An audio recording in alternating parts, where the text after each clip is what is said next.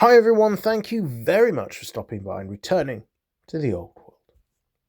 As I make progress through my Orc and Goblin army, I've started to give some more thought as to what will my warboss be. And this has led me to a question. Is the choice of a black orc versus a normal orc warboss actually even a question? Now, on the face of it, the answer is clear, and that answer is no. The Black Orc is simply better. The stats are better, the base armor's better, and the rules are better. For an additional 25 points, you get an additional pip of weapon skill, you get additional pip of initiative, and you get an additional pip of leadership. All things which are hugely useful for a combat general. The big win, though, is the ability to quell animosity, or more correctly, quell impetuosity, freeing nearby units from impetuous rule. And unless you're going hard into savage orcs and utilising frenzy, this is a huge advantage. The black orc getting in the middle of your line or babysitting key units that you control, not having to suffer from watching a key unit going after an insignificant skirmish force or making that long bomb charge is almost certainly going to fail, putting itself in a bad position. That is a massive boon and a huge advantage for having a Black Orc Warboss. But it's not just the question of those 25 points. Barring the narrative reason to exclude a Black Orc, let's face it, most of the feared warbosses that grace the pages of Warhammer literature are orcs rather than their less common cousins. Because there's also a tax to pay. For every character that's a Black Orc you want to bring, you also need to use a unit of Black Orcs and vice versa. So unless you're a nomadic war, this means splashing out on a Black Orc mob. Black Orcs are probably one of the most effective infantry units you can get in a greenskin army. They've got good stats, they've got plate armor, so a 4-up save before you throw anything else at them, and they can come with a variety of weapons. Now, sure, the Motley Crew rule is pretty cumbersome, certainly more cumbersome, I think, than the old Arm to the Teeth rule, which just gave you options to choose what kind of weapon combination was being used in that particular fight. But at least it does give you options. The question here is, are the points on Black Orcs points you want to spend? Heavy infantry, let's face it, isn't renowned for its effectiveness in Warhammer the Old World. Let's face it, yes, you can have a unit of Black Orcs as core, but you're not going to really be struggling to fill that core allowance if you're using an Orc and Goblin Grand Composition army. Why? Well, a couple of units of Night Goblins make them archers, give them netters and fanatics, as you're probably going to do. One of those units almost certainly is going to have the Spider Banner. That will cover in a 2,000 point game. If assuming you've got a reasonable number of Night Goblins in both units, that's your core tax filled. If you want some Snotlings, that only adds to that, filling the core pretty nicely.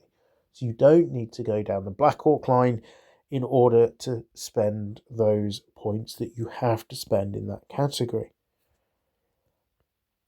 Outside of the rules, what is the? Well, there's the models themselves. These haven't been updated from the days of Warhammer Fantasy Battle.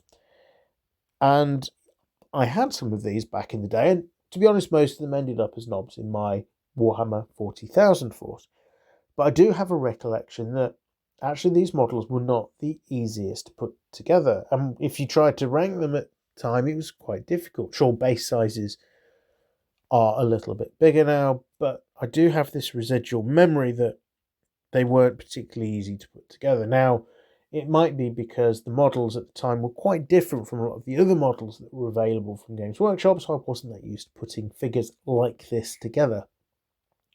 Maybe that I've come further in my modelling skill, so it will be easier now. But I do have that residual memory, and it has led to me having a reluctance to invest into a unit of Black Orcs.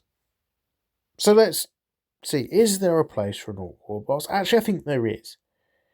And as the albeit slow-moving meta develops, I think armies are being increasingly well handled, and there's less and less room for units which are being bought purely as attacks. They have to fit into your overarching plan. They have to have a role, preferably more than one, to have that inbuilt redundancy. Now, if your army doesn't have a plan for use of heavy infantry, particularly Black Orc heavy infantry, then it might be better off not having the Black Orc Warboss rather than spending points on a unit that's not really going to add extra value. Continuing on the theme of now coming back full circle, what is the Warboss going to be for my force? Well, from a narrative perspective, I'm leaning towards an Orc. I really like the idea of a powerful Orc warrior and his direct, immediate cronies escaping the clutches of the Chaos Dwarves and riding south to freedom, gathering more tribes to them as they do so. Black Orcs can't fit into that narrative. Why? Well, I'm going with a Grand Army composition force, and that means I don't have the mounted options that I'd like for Black Orcs. I'm not planning nomadic war. So the only thing that really fits with this is an Orc and some big uns on boars. For more competitive play, however, I might well end up looking to find a place for a Black Orc mob.